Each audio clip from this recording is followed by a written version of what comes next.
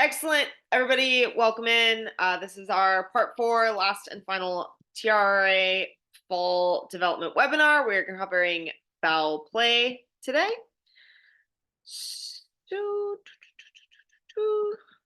I'll get my screen up with that and check it out. Excellent. Excellent. All right. Cool. Foul play. This is the last one. We covered breakdown, space and advantage, set piece, and foul play. It's a beautiful shot of a high tackle there. So the 4 areas that we're going to be covering today: cynical play, dangerous tackles, dangerous play, and then referee respect. What's great about cynical play is we already covered it. Go us, team high five. We did cover it in the first webinar breakdown. So this is the exact same slide. I don't have the clips, but we can go back and watch them if you want to watch them. Everyone says no. Excellent.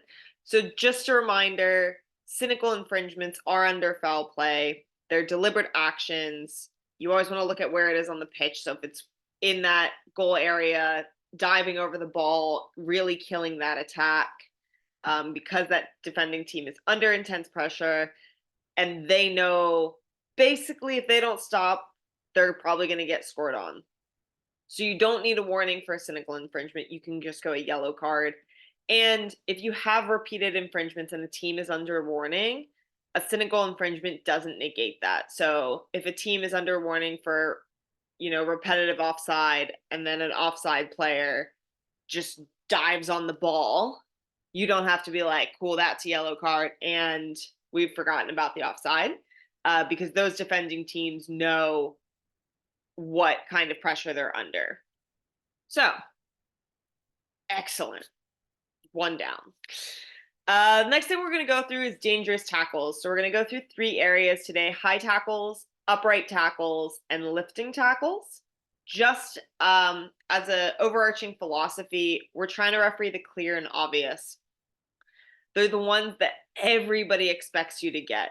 So if you have to go one way on the scale, I'd rather you be a bit more prioritizing player safety and call more high tackles than letting people get away with murder.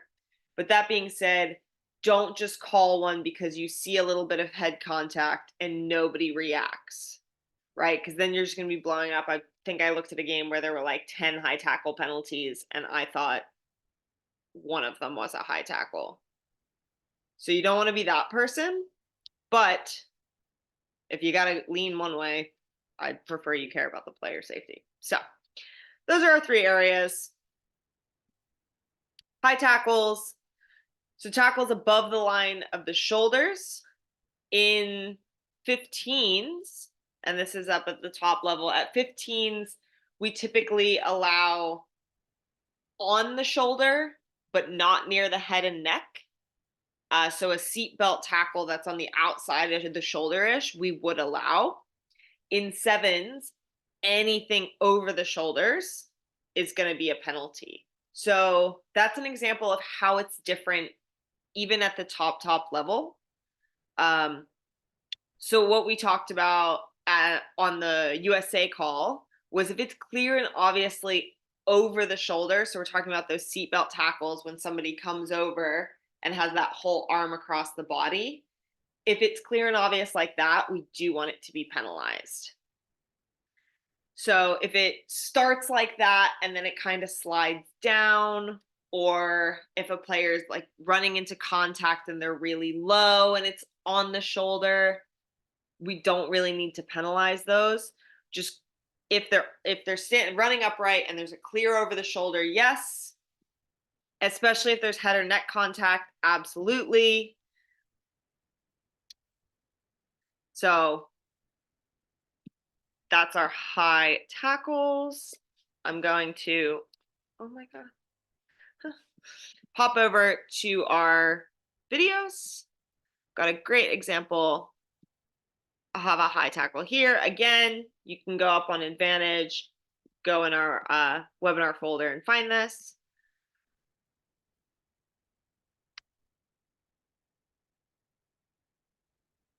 So we'll go back and we'll watch it slowly.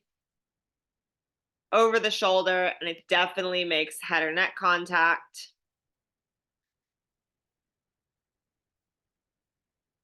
So right,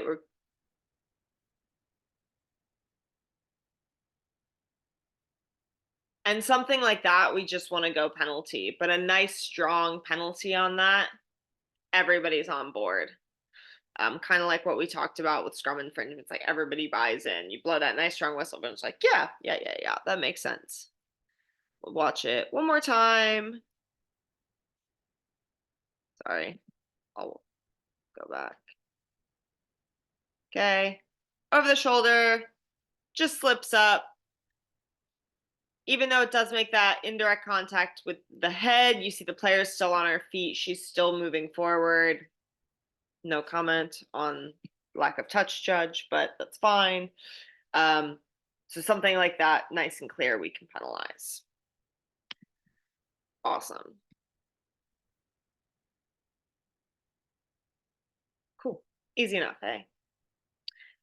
If there is, over the shoulder, it's direct contact to the head, etc. Definitely we can get into the card process there. I'm not saying everything high tackle is just a penalty, but we don't I'm more focusing on the line of like, do we need to penalize this? Yes or no? Let's get the ones we really need to penalize, because from what I've seen, everybody in Texas is actually really good at applying the card sanctions. It's just on deciding whether or not it is foul play. Okay, so upright tackles. This is definitely a hot button issue for World Rugby at the moment. And so when anything's a hot button issue for World Rugby, it makes its way down and then is applied very weirdly at the club level because it's pretty inconsistent. So what we're trying to eliminate is upright tacklers. So a tackler who's standing upright as opposed to bent at the waist, right? We all learned that lovely cheek to cheek. So this is somebody who's going like face cheek to face cheek, which is not the kind of cheeks that you want it to be touching. So those upright tacklers who make head contact with force. So head on head contact or tackler shoulder on head contact with force. Now, these are the ones we see all the time in the video review where they go through the whole protocol, and we've all seen the protocol and it's great. The tackler's upright. So there is foul play, there is head contact, it's a high degree of danger, mitigation, yada, yada, yada. Cool. We don't really have the ability to do that in the field when you see it once and you have a touch judge who's wearing a budgie smuggler and's got crazy mutton chops. If nobody was at the Huntsfield, that was one of the touch judges. So great stuff. So what we can do is we can really penalize the upright tacklers who make head contact with force. If we're sure of those three things, we're at penalty. You can be above penalty, absolutely, but minimum penalty, and it's really easy to sell that penalty because you might be unsure about mitigation factors, but if you're at least at penalty, that's a great start.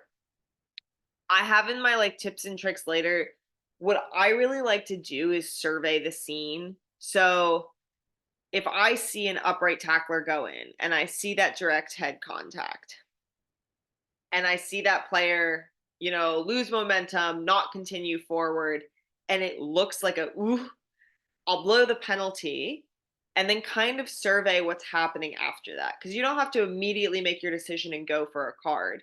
So survey what happens after that. And if the ball carrier is lying unconscious on the ground, that's a really good indication to me that I should probably be at higher than a penalty. If that player is totally fine and just looks and is like, yeah, what's going on? I probably don't need to go higher than a penalty because everybody's fine at penalty. Again, I'm not saying base your decisions on how players react. but you can really look around and get a good sense of the scene, and that might give you more clues. What's important about this is not all upright tacklers are illegal. So you can have an upright tackler who even makes head contact, but if it's not a massive degree of force, you can just play on through those. So a lot of the stuff that we put up on the screen at the international level, if you and like I don't know actually if Derek's on or not. But talking to a lot of the TMOs, they're like, I could put 40 tackles up on the screen, and if you go through the head contact process, you could arrive at red card, yellow card, etc. But we're not trying to look and hunt for what could fit the bill. We're looking for those ones that stand out where you're like, ooh, that definitely needs a penalty. So I'll show you some clips. Da-da. Excellent. This is actually one of my favorite clips of an upright tackle. Not favorite in a good way. Favorite in a, it's a great picture of it.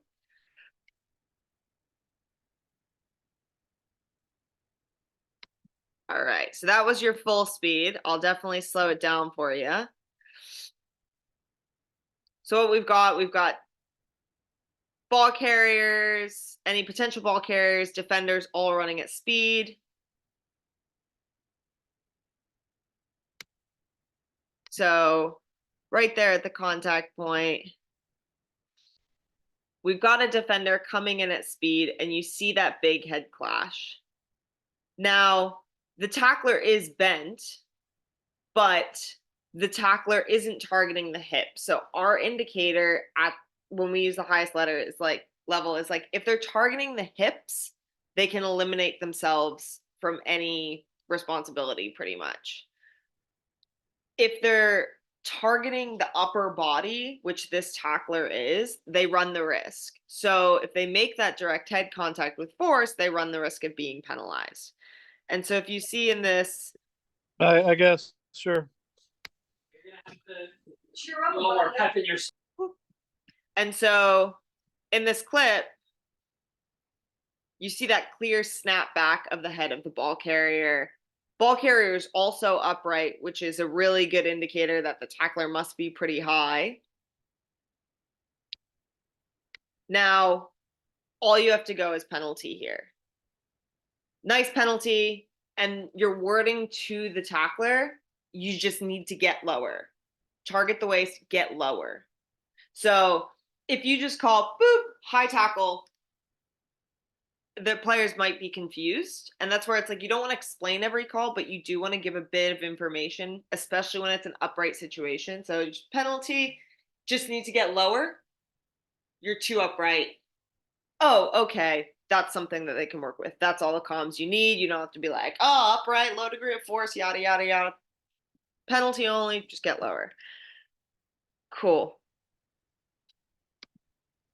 Awesome. Awesome. I've got another one. Clip here. This is the Southern Virginia clip. So we got this player is going to step a couple.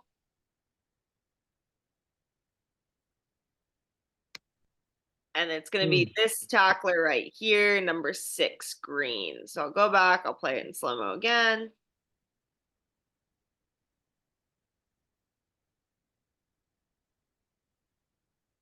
As you can see, he makes that shoulder contact with the head. That momentum kind of stops in the middle. So the ball carrier is not getting that go forward movement. If that same picture had happened and that ball carrier had still gotten the go forward movement and more of like fallen into his shoulder and they both went down together, not worth a penalty. But here you've got that head contact. There is force because he's moving this way. They stop, right? So that's enough force. And your tackler is clearly in an upright position where he's standing upright and he's like launching into the contact. Again, we're not looking like, if you want to look at this through a TMO lens, sure, you can get to any sort of red card, yellow card. I don't really know. We're not looking that deep into it. But a really strong penalty here, which the referee does. Yeah, high tackle. It's a great 6 green. You need to get lower. Okay, so identifying who that person is. I find that the players find that really, really helpful, especially when it comes to upright tackles. If it's an over the shoulder, like the first one we saw, and you call it high tackle, everyone's like, yes. If it's an upright situation, a little more information goes a long way. So, is everyone cool with upright tackles? It is a kind of unique, newish thing. Not newish. Just newish since we started caring about people's heads. No, I appreciate the way you say it, like just identify and blow the penalty.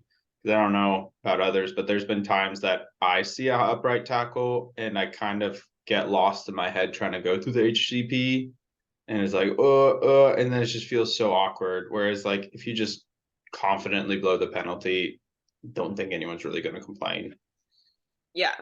And that's the story with so much of refereeing, really. If you just blow the penalty confidently, everyone's like, wow, they sounded really sure of that. And I've definitely given out a number of cards that like haven't made sense because I've mentally tried to go through this whole head contact protocol. And it's like on the field on Saturday without a TMO, like get a penalty. That's great. If you've got a dead body, you can probably sell more than a penalty. But if everyone pops back up, you're probably going to be really grasping at straws. Cool. All right. Lifting tackles. Love lifting tackles. So, for lifting tackles, we're looking for tacklers who lift ball carriers, turn them beyond the horizontal. So, we've got our horizontal. Everyone knows what horizontal is. We're looking for beyond that, and then cause them to land dangerously. So, those people have to be penalized. So, again, with the triggers, a clear lift and turn. So just a lift and then they all kind of fall over together isn't a lift and turn. And a big, big, big momentum tackle where I hit somebody who's straight up, causing them to basically go sideways, is not a clear lift and turn, right? A clear lift and turn is whoop, oh God. And then that person's in the air with no control over what they're doing.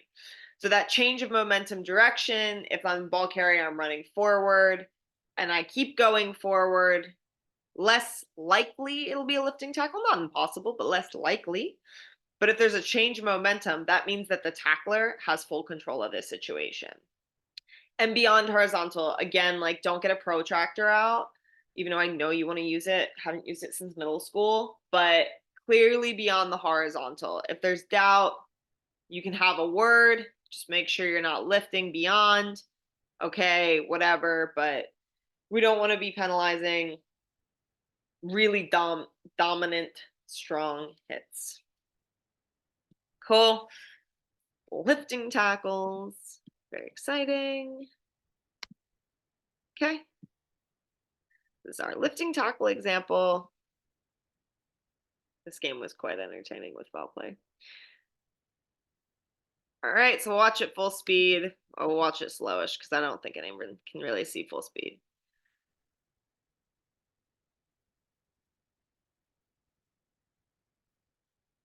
So go back. We've got that ball carrier in black running into the contact, is stopped and is like held up by the white players. So there's that clear change of momentum. 4 clearly lifts her up and then clearly turns her beyond that horizontal and lands on the ground in a dangerous position. So you've got all your triggers there. It is clearly a lifting tackle. The referee immediately blows the whistle to stop that play. There's no doubt. So it really sells it. Awesome. Now you can go with what you see on this. If you see that the player lands shoulder head, then you can go red card. If you see that the player lands back of shoulder side and you want to go yellow card, that's cool. This is a situation where I would also read the situation. Where are we? We're at the 79th and a half minute. 30 to 15, so this isn't going to be a game deciding situation. And 17 looks happy as a clam to just get back up and keep playing. So I would use the context here and probably give a yellow card because it's not the worst thing I've ever seen. Again, you don't need a dead body for a red card, but it does help. If you went red here, I would totally understand it, and the film would back you up. If you went yellow here, I'd also understand it, and the film would back you up. So just go make sure your words match what you say. Don't say lifted, turned, landed on their head, and then give it yellow card. Awesome. Cool. Cool, cool, cool. All right. That is our section on dangerous tackles. If you want some more clips of upright or lifting tackles in Advantage, you can look at the playlist Chris and I did for our USA presentation. Also, foul play. That was December 5th. So you can look at that. There's just more clips. But we're going to move on to a couple of other dangerous play items. So we've got some hitting a player in the air, hitting players without the ball. I did not include any other play like the nasty stuff, which you know is kicking, punching, biting, all that gross stuff that does not even belong on a rugby field. But we do have some of this other stuff. Again, we're looking for clear and obvious. A lot of incidental kind of run into players off the ball, as well as like if you have a dummy runner and like the dummy runner gets tackled. I don't know if anyone's ever had that situation because the dummy runner runs such a convincing line and then like the defender runs into that player because they really kind of both thought they were going to get the ball. Situations like that are like you kind of did exactly what you wanted to do, which was take out a tackler who thought you were going to have the ball. So like those are What? case by case basis. But hopefully some of the ones I show you will be a bit clearer. All right. Back to our playlist. All right. I'm going to save yours for last, Jonna. So first thing we're going to do is tackling off the ball. This is a really good example of clear and obvious. Okay.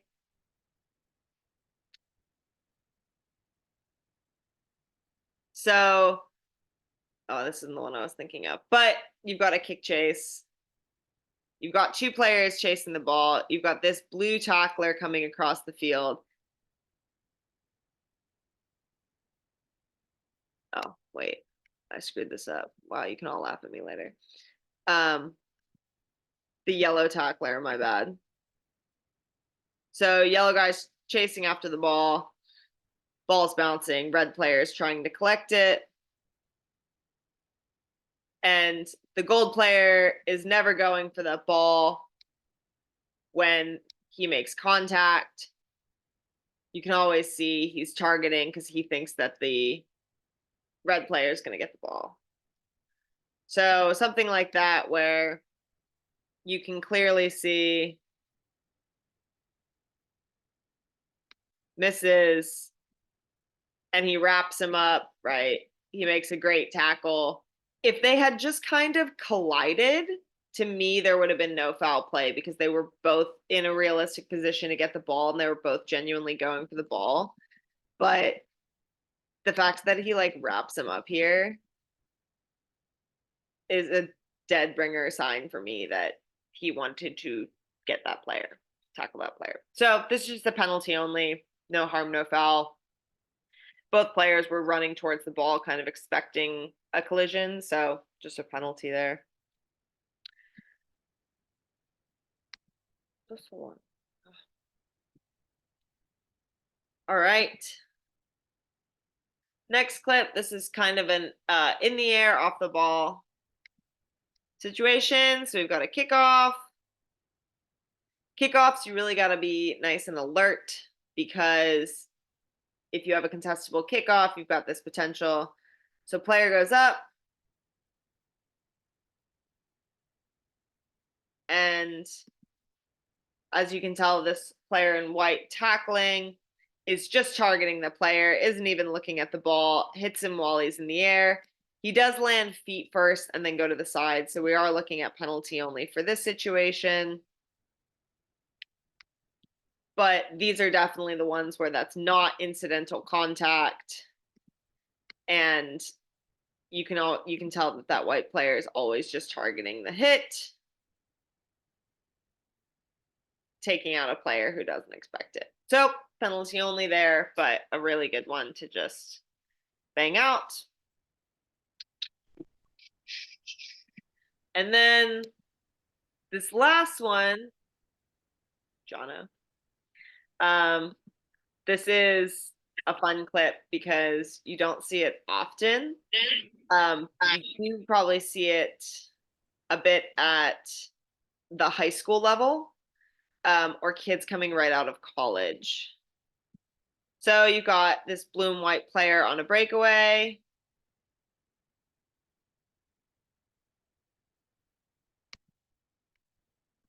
Who jumps to prevent himself from being tackled. So a situation like this is an interesting one, because you're obviously triggered by how this blue and white player goes flying and how he lands. And the expectations always seem to put on the tackler. But kind of my first thought, and clearly Jono's, as he penalized this, is that that blue and white player tries to take that running leap over him. So if that's the case, you want to penalize the blue and white player for hurdling. I also could see a play on in this situation. If you don't think that he's hurdling, you think he has just stepped into it, then to me, that is a legal tackle. So almost back to our lifting conversation. It's not a lift. He's trying to wrap up the legs. He misses. And this player who has taken a large step has gone kind of added his own momentum to that. So if you're going to play on, that's fine. You just say you didn't see that player hurdle. If you want to penalize for hurdling here, which Jono does, I think is a really good call. Absolutely. But what you don't want to do is penalize this black player here for a lifting tackle, because as you can clearly see, he ain't lifting 2 inches from the ground. He's just diving, and that player has gone airborne on his own accord. Jono, what are your thoughts on this? Yeah, so it's actually funny you say like it never happens. It happened to me in or Black's Hark this last weekend. But yeah, no, so what helped here is like I'm kind of trailing because it's a breakaway. And what was the clearest sell for me here to penalize blue was Black was in a great position. He's down low, he's making a genuine attempt to tackle. And the picture I had clearly had blue going over the top. And so, that's kind of an easy trigger of, because as Kat says, like the trigger is like, oh crap, look at how blue's flying. But if you look at Black, like look how low he is. Like he is in the textbook tackle position.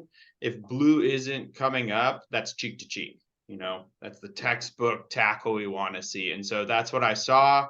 I did see, it wasn't the clearest jump, I will say, but from blue going up that way and how they were landing, as I'm coming up, I kind of put 2 to 2 together. I was like, oh, he's just somersaulted over, but Black was in a perfect tackling position. Oh, it's a hurdle, So that kind of helps is in these situations is also looking at that bigger picture. So not just kind of focusing on one or the other, but black was in a great position to tackle, and blue just tries to avoid it. There's an action by blue that you go, oh, that's not the expected outcome that we see. Awesome. I really love how you said that. That's exactly what you really want to trigger in on as a referee, is when you see something and you're like, that was not right, is then trying to identify, like, why is that not right? Okay, well, there's nothing the tackler could have done that caused this to not be right. So then either the ball carrier's done something, or it's just been a weird situation. But if you're in doubt on whether there's been a hurdle or not, you can play on. If the player lands really badly and you have to stop the game, you can stop the game and just be like, look, I'm not sure if there's a hurdle or not, but the black player has done nothing wrong. He's in a perfect position, and restart with the scrum to the attacking team. Like, that's a really good solution if you're not sure what's happened. But don't try to make up a penalty. Make sure you're looking at the scene, right? Check everything. Like, well, that black player looks like in great position, so probably wasn't them. Secondary signal for hurdling. Jono, this is secondary signal for I don't think I really did one here because I stopped play because this guy concussed himself basically. And I talked with the captains, but I don't know. I would kind of maybe do like an overarching motion. I don't know if there's like a technical signal. I would like everyone to submit their best hurdling secondary signal, please. I would like to do a tuck jump. I think I would go out there and do a nice high knee tuck jump like some players do, like the wingers do when they like get on the field and they're like, yeah, I'm going to run real fast. And then they don't touch the ball for 40 minutes. But I would love everyone It's else. like when you signal the knee for the scrum, except you just jump. I would really love if people sent that in. Awesome. So that was, look. And he's like, that guy's dead. Time off. Great work there. Great work there by Jono. Cool. So that's what I've got on dangerous play. Obviously, there's like 1.5 million things that I could go over. Moral of the story is clear and obvious. And if you're not sure, don't make something up. You can always just, moment of honesty. Hey, I'm not sure about X, Y, and Z.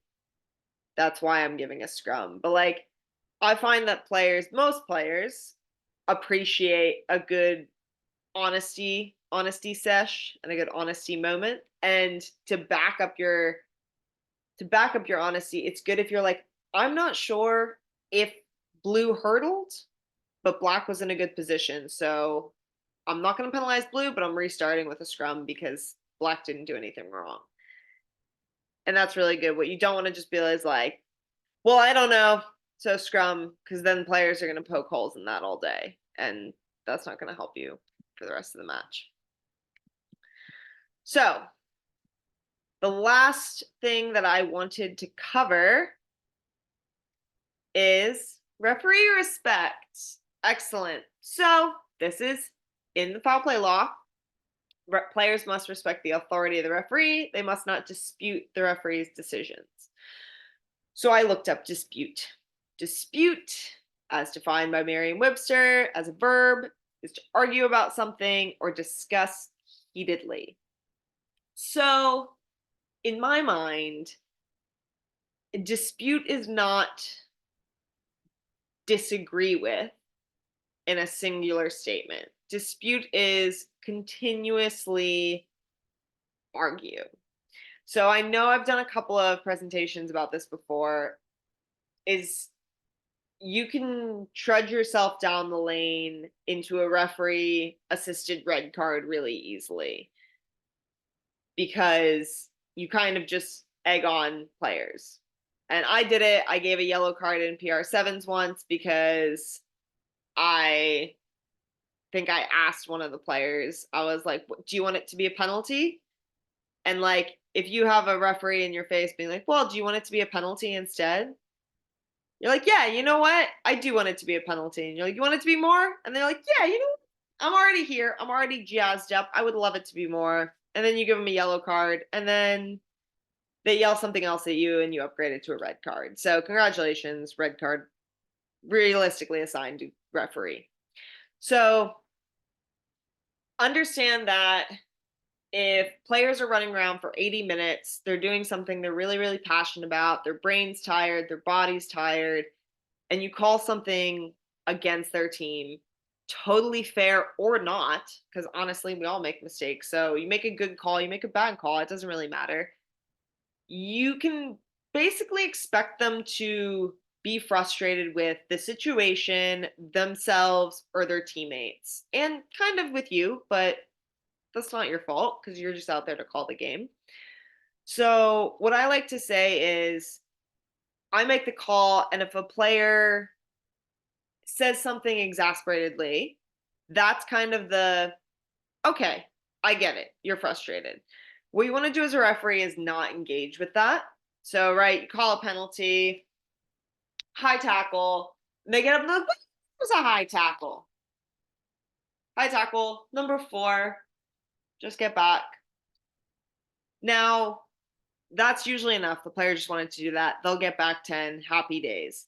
Now, if they keep coming at you and keep bothering you, 100% you can raise the sanction, but don't overreact to that one single outburst and then be like, well, I'll march you another 10, because then they'll be like, well, now I'm even more pissed off because I haven't gotten a chance to calm down yet. So, what I'm trying to get at here with referee respect is you've got to absorb some of that pressure, and you've got to expect players to need to release frustration at the wider picture. Obviously, you're the one standing there with the whistle blowing a penalty against them, and they stand up and say, what the fuck was that? But if they don't say something about you, then they're allowed to kind of say what they want, you know? Versus like, it's different. You blow the whistle and they're like, you are a terrible referee and a terrible human. Like, okay, that's the line. The line has now been crossed. So that's my soapbox piece about referee respect. You've got to absorb a little bit of pressure. Obviously, especially in the club game, there's people that are out there and abuse referees, and I know they do. And you know, I've met some of them. They're terrible, terrible people. Actually, sometimes they're nice people. There goes me being a judgmental, but maybe they're nice people. They just don't behave well in the field, and they need to learn from that. But try to not make yourself enemies out there by not overreacting and absorbing some of that pressure. Okay, so I did promise I'd get you out of here early. I'm gonna do that.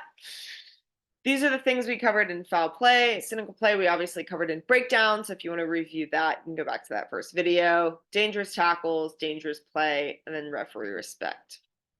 Here's our recap. Cynical play, we're looking for those intentional, deliberate acts when a team is under pressure. Our dangerous tackles, we talked about high tackles, upright tackles. We did do lifting tackles, but also, I don't know why I said contest in the air, kind of because that, anyway. Dangerous play, and then referee respect, not overreacting and absorbing pressure. My cheat sheet for foul play. Let's see what comments are. Trigger for your upright tackles when there's head contact with force, clear and obvious. Right? That's our signal for, ooh, we might need to do something here. And especially if it stops with that momentum, it's that high force situation, penalty. I love to say this, it's a lot easier to give a red card when there's a dead body or you have TMO, which we don't usually get. So it's a lot easier to give a red card when it's a dead body. You don't need one to do that, but it is a lot easier. Take a second, survey the scene, gather evidence, right? If everybody pops back up, it probably wasn't that serious. But if there's people on the ground bleeding from the head, there was probably head contact. And then players can't possibly be silent on the pitch for 80 minutes. I say get used to it. Again, that's the line. Expect them to say something, but know where the line is. If they say something directed to you in a negative or derogatory manner, that's absolutely where we draw the line. If they just say something, that's the thing that you can do is just not engage, right? Give them a second. Honestly, by the time we get to the next line out, their mind's going to be in the next place and they're going to have forgotten it and letting it go. But if you try to have a conversation about respect in that second where they're still heated, it's not going to go well. And here's me giving a red card. And to answer your question, there was a dead body. It's really easy to give a red card. Awesome. That is our foul play presentation. 42 minutes. Everybody can start their festivities early this week. Thank you all who came on. Thank you everyone who watched all the 4 parts. If you didn't, they are up on YouTube. The links are in the groups. If you need any of them, I can send them to you. It's my personal YouTube actually, so ton of developmental stuff up there. But thank you everyone. If you have any questions, comments, concerns, let me know. But otherwise, everybody have a great evening and look forward to January rugby. Thanks, Kat. Thanks again, Kat.